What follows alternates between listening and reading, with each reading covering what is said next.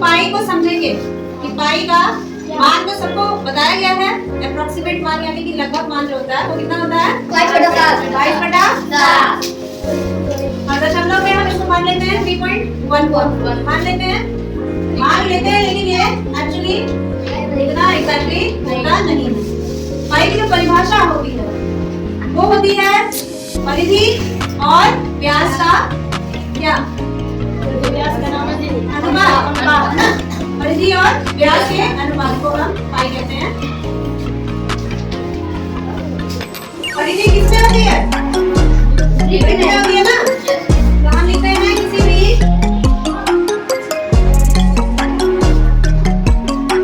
वृत्त की परिधि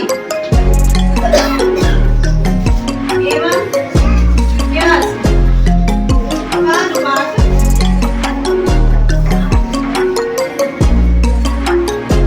पाई कहलाता है। अब वो वृत्त छोटा भी हो सकता है और बड़ा भी हो सकता है, उसका व्यास कितना भी हो सकता है। हर वृत्त के लिए पाई की परिभाषा यही है, ठीक है। इसको हम चित्र से समझते हैं। अगर हम यहाँ एक वृत्त बनाते हैं, ठीक है, ये इसका केंद्र है। अब इसमें व्यास बनाना है तो कैसे बनेगा? व्यास बनाना है तो कैसे बनाएंगे? सत्य बता रहा है ना। एक बिंदु से हाँ, त्रिज्या से होकर दूसरे बिंदु त्रिज्या से होकर त्रिज्या केंद्र से होकर। हाँ, वेरी गुड। हाँ, परिधि के एक बिंदु से शुरू होकर केंद्र से होते हुए हाँ, परिधि के दूसरे बिंदु को छूने वाला सीधा रेखाखंड जो उस वृत्त का क्या कहलाएगा? व्यास। एक व्यास में कितनी त्रिज्याएं होती है? एक व्यास में कितनी त्रिज्या होगी? हाँ, दो त्रिज्या। ये है केंद्र और ये एक त्रिज्या यहाँ से यहाँ तक और यहाँ से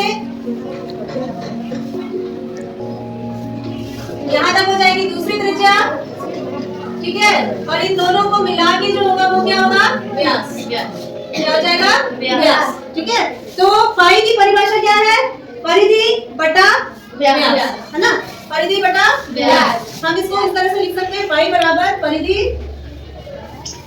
बटा व्यास। अब हम इसको एक धागे से तुम लोग को समझाते हैं कि कैसे हम इसको निकाल सकते हैं। है ना। और ये कंपास है। जैसे तो हम कंपास में पेंसिल लगा के सर्कल बनाते हैं, लेकिन ब्लैक बोर्ड पे हम नहीं कर पाएंगे क्योंकि कंपास छोटा है, ब्लैक बोर्ड बहुत बड़ा है ना, और चॉक इसमें फिट नहीं होगा, ठीक। तो हम क्या करते हैं, एक सर्कल बनाते हैं। सर्कल जो बना है वो ऑलमोस्ट परफेक्ट है, इसको हम चेक कर लेते हैं, ठीक ना। देखो, केंद्र पे हमने इसकी सुई रखी, ओके, केंद्र पे सुई रखी, इसमें गांठ लगा दिया धागे में ताकि सुई में से बाहर ना निकले, और त्रिज्या के बराबर रस्सी लेके इसमें हमने चौक लपेट दी है। और इसको जब हम घुमाएंगे, सुई को बिना हिलाए चारों ओर घुमाएंगे, पूरा तान गया ना, बस आपका कंपास का सुई हिलना नहीं चाहिए। इस तरह से हम एक सर्कल बना सकते हैं, ठीक है। ये हमारा सर्कल बन गया। और ये जो रस्सी हमने ली, ये जो धागा लिया है, इतनी दूरी इसकी क्या है? त्रिज्या। क्या है? त्रिज्या। तो त्रिज्या का डबल व्यास होता है, सबको पता है। या फिर हम इसको सीधा ऐसे भी नाप सकते हैं। इस धागे को हम अलग से निकाल के और सीधी रेखा बनाते हुए केंद्र से होते हुए इसको ऐसे नाप दिया हमने, ठीक है। ये हमारा व्यास हो गया।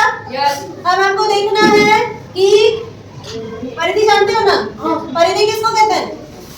बाउंड्री। सर्कल की जो बाउंड्री होती है, जो वृत्त के चारों ओर का जो घेरा होता है, इसको हम परिधि कहते हैं।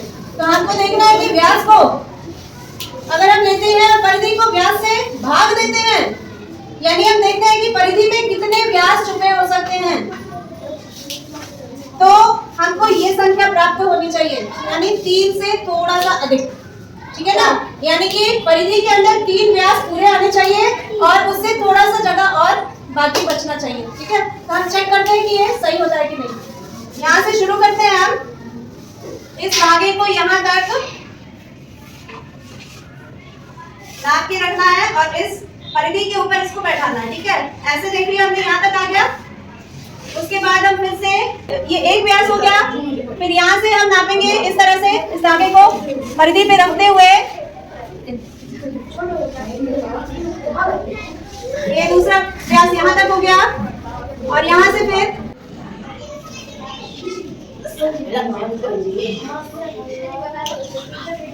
तो देख रहे हो यहाँ तक आके हमारे 3 व्यास पूरे हो जा रहे हैं। यहाँ तक आके 3 व्यास पूरे हो जा रहे हैं और इतना हिस्सा इसका बच जा रहा है जिसे हम 0.14 मान सकते हैं। समझ आ रहा है? तो इस तरह से हमारा निकलता है रेशियो किसका, परिधि और व्यास का रेशियो यानी कि अनुपात। ठीक है, तो परिधि बटा व्यास क्या हो जाता है, लगभग 3.14।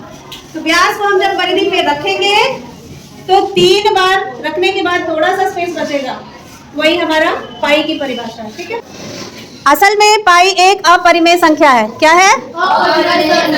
यानी कि जो ये वैल्यू दी है 22/7 या 3.14 ये एग्जैक्टली नहीं है, एग्जैक्ट नहीं है। ठीक है ना, तो किसी भी परीक्षा में अगर ऐसा क्वेश्चन आता है कि पाई से किसी संख्या का गुणा करने पर जो भी संख्या प्राप्त होगी क्या वह परिमेय संख्या है या अपरिमेय है, तो तुम लोग क्या बताओगे? अपरिमेय संख्या है। पाई से किसी भी संख्या का गुणा करेंगे तो हमें अपरिमेय संख्या ही प्राप्त होगी। ठीक है, अगर हम ये फॉर्मूले रख के यहाँ पे देखें कि ये पाई के बराबर आ रहा है कि नहीं, तो यदि तुमको परिधि का फॉर्मूला पता है, वृत्त की परिधि का फॉर्मूला क्या होता है? 2πr। क्या होता है? 2πr। तो परिधि की जगह अगर हम परिधि का फॉर्मूला रखें और नीचे व्यास का अर्थ क्या होता है, व्यास में कितने त्रिज्याएं छुपी होती है? 2। तो हम व्यास को लिखते हैं 2r। व्यास को क्या लिखते हैं? 2r, यानी कि 2 त्रिज्या। ठीक है, तो ऊपर और नीचे जो समान संख्या है वो कट जाएंगी और हमारे पास बच जाएगा पाई। तो पाई बराबर पाई हो गया, है ना। तो इस तरह से प्रूव होता है कि पाई जो होता है वो परिधि और व्यास का अनुपात होता है। समझ आया? तो चूंकि पाई एक अपरिमेय संख्या है तो पाई से किसी भी संख्या का गुणा करने पर हमें जो भी गुणनफल प्राप्त होगा वो कैसी संख्या होगी? अपरिमेय संख्या होगी। ठीक है।